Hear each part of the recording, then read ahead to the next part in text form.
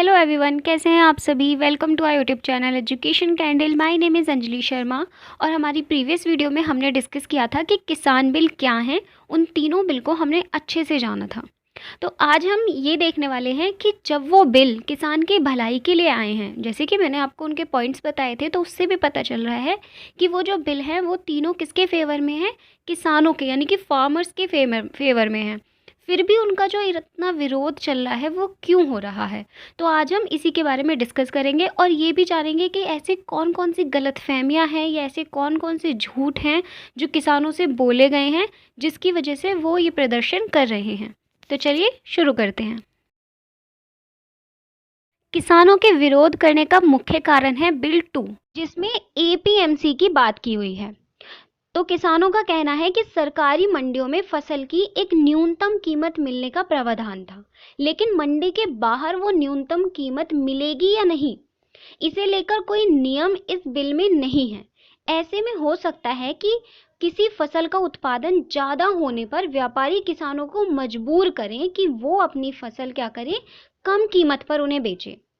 किसानों की एक चिंता ये भी है कि एपीएमसी मंडी में जो अड़तिए यानी कि जो बिचौलिए होते थे, अभी उनसे फसल खरीदते थे। उन्हें मंडी में व्यापार करने के लिए लाइसेंस लेना होता था। एपीएमसी एक्ट के तहत वेरिफिकेशन के बाद ही उन्हें लाइसेंस मिलता था। ऐसे में किसान इस बात को लेकर बिल्कुल निश्चित रहते थे कि उनके साथ धोखाधड़ी नहीं होगी। नए बिल में लिखा है कि कोई भी व्यापारी जिसके पास पैन कार्ड हो वो किसान से फसल ले सकता है।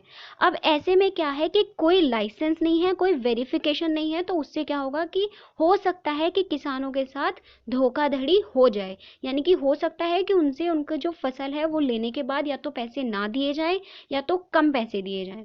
तो ये विरोध है जो किसान हमारे कर रहे हैं। नेक्स्ट आता है, सरकार स्टॉक करने की छूट दे रही है, लेकिन ज्यादातर किसानों के पास स्टॉक की व्यवस्था ही नहीं है। अब वो तो किसान है, उनके पास कहाँ से आएगा इतना जगह, कहाँ से आएंगे कोल्ड स्टोरेज जहाँ वो अपनी सब्जियों को रख सके। ऐसे में उन्हें उत्पादन के बाद अपनी फसलें किसी भी दाम पर व्यापारियों को बेचनी होंगी। प्राइवेट कंपनियों के पास ज़्यादा क्षमता और संसाधन होते हैं, यानी कि प्राइवेट कंपनियों के पास स्टॉक के लिए अच्छी जगह होती है। किसानों का कहना है कि जब सब्जियां उनको निकालनी होंगी, मतलब जैसे ही उनकी खेती हुई तो उनके पास स्टोरेज की तो जगह है नहीं, तो वो क्या करेंगे, उसको बाहर जाके बेचेंगे। और जो हमारी प्राइवेट कंपनियां हैं वो क्या करेंगी, किसी भी कीमत पर अपने अकॉर्डिंग प्राइस सेट करेंगी और उनसे वो ले लेंगी, और किसान को उन्हें देनी होगी क्योंकि उनके पास स्टोरेज के लिए कोई भी जगह नहीं है।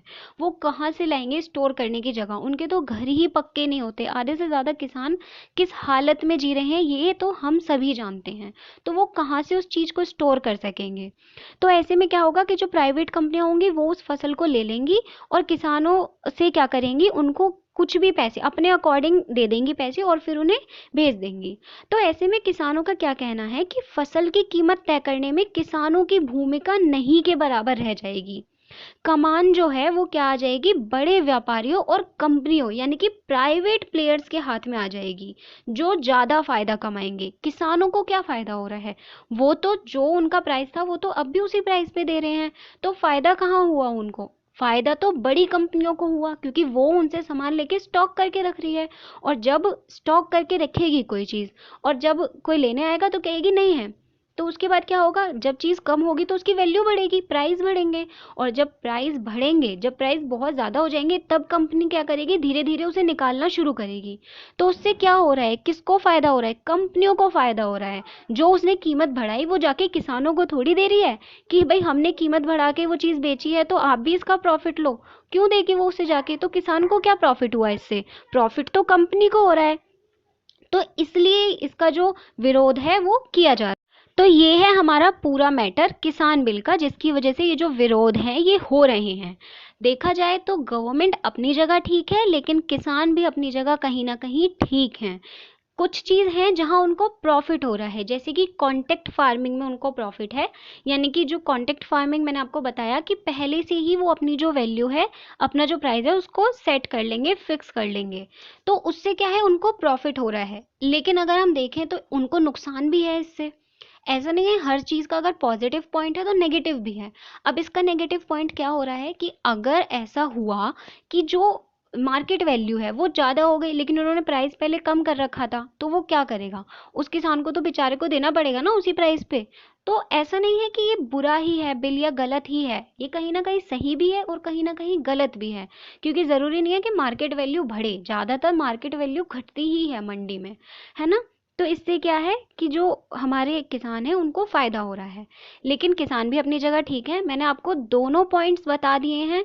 आप अब मुझे कमेंट में बताएं कि आप इसके बारे में क्या सोचते हैं, आपको क्या लगता है कि ये जो किसान बिल है ये सही है या ये गलत है। और मैं आपसे ये भी कहना चाहूँगी कि अगर कोई पॉइंट मुझसे मिस हो गया है तो आप वो भी कमेंट में बता सकते हैं। अगर वो पॉइंट सही हुआ तो मैं ज़रूर रिप्लाई करूँगी और मैं कहूँगी सबसे कि वो कमेंट में जाके उस पॉइंट को भी ज़रूर पढ़ें, क्योंकि हो सकता है कि कुछ पॉइंट मुझसे मिस हो गए हों, बट जितना हो सकता था उतनी सफिशिएंट नॉलेज मैंने आपको इस वीडियो में देने की कोशिश करी है। आइए अब कुछ पॉइंट्स भी डिस्कस कर लेते हैं। तो जो सबसे पहली गलतफहमी है किसानों में वो ये है कि उनकी जो किसानों की जो ज़मीनें हैं वो छिन जाएंगी।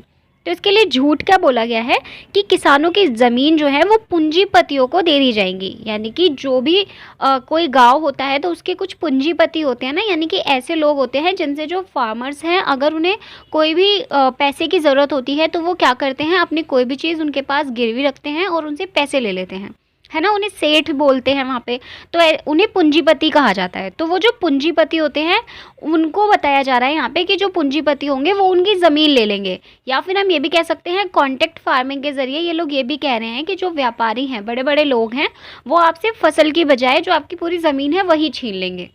पर रियल में तो ऐसा नहीं है, क्योंकि मैं आपको बिल बता चुकी हूँ कि क्या बिल है और उसमें क्या क्या पॉइंट्स है, ये भी मैंने आपको बहुत अच्छे से बताया था। तो ये क्या है, एक झूठ है। अगले झूठ की बात कर लेते हैं जो किसानों को बोला गया है, वो है किसानों को नुकसान हो रहा है। ये कहा जा रहा है कि इससे जो फार्मर्स हैं उनका क्या होगा, नुकसान होगा। बट मैंने आपको बिल बताया था कि क्या है, तो उसमें आप कैसे कह सकते हैं कि उनका नुकसान ही होगा। ऐसे बहुत सारे फार्मर्स हैं जो अलग अलग स्टेट के जो बड़े बड़े कॉर्पोरेशंस होते हैं उनके साथ मिलके, जैसे कि आपको स्क्रीन पे भी दिखाया जा रहा है कि कई राज्यों के बड़े बड़े कॉरपोरेशन के साथ मिलकर किसान गन्ना, चाय और कॉफ़ी जैसी फसल उगा रहे हैं। अब छोटे छोटे किसान को भी इनसे क्या है, फ़ायदा मिल सकता है। ये जो कॉन्ट्रैक्ट फार्मिंग है ये पहले भी होती थी, लेकिन इतनी ज़्यादा नहीं होती थी, इतने ज़्यादा लोग अवेयर नहीं थे इसके बारे में। अब अगर आपको कोई चीज़ पता चल गई है तो ज़रूरी नहीं है कि उसमें आपका नुकसान ही हो। ऐसे बहुत सारे फार्मर्स होंगे जिनको प्रॉफिट भी होगा, क्योंकि ज़रूरी नहीं है कि आपकी जो फसल है उससे आपको अभी प्रॉफिट ही मिल रहा है, कि अगर आप मंडियों में बेच रहे हैं तो आपको प्रॉफिट मिल रहा है। अगर इतना प्रॉफिट होता तो किसानों की ये हालत होती, आप खुद ही सोचिए। अच्छा, अब नेक्स्ट की बात कर लेते हैं। ये है कि मंडियों का क्या होगा। उनसे झूठ क्या बोला गया है कि जो मंडियां हैं वो ख़त्म हो जाएंगी, यानी कि जो एमएसपी है वो ख़त्म हो जाएगा। बट रियल में ऐसा क्या है कि जैसी मंडी थी वैसी ही रहेगी, सिस्टम में कोई भी चेंजेस नहीं आएगा। मंडियां बंद नहीं होंगी, सिर्फ आपको ये कहा गया है कि आप बाहर भी जाके अपना जो फसल है, अपना जो प्रोडक्ट है उसको बेच सकते हैं। देन आता है किसान विरोधी है बिल। ये क्या है कि किसान के खिलाफ आया है ये बिल, ऐसा कहना है लोगों का। बट रियल में ऐसा नहीं है, क्योंकि मैंने आपको तीनों बिल बताए हैं। अगर आपने वो वीडियो नहीं देखी है तो आप जाइए, क्योंकि मैंने वहाँ पे आपको बहुत अच्छे से क्लियर किया है कि ये तीनों बिल जो आए हैं वो क्या हैं। और आपको ये भी बोला था कि आप खुद डिसाइड करिए, फिर आप किसी की बात सुन के डिसाइड मत करिए कि ये बिल अगेंस्ट हैं या फेवर में हैं। आप खुद सोचिए, उन्हें समझिए और फिर बताइए कि आपको क्या लगता है। आज के लिए बस इतना ही। आई होप कि आपको ये वीडियो अच्छे से समझ आई हो और ये किसान बिल क्या है ये भी आपको क्लियर हो गया होगा। Thanks for watching. Thank you.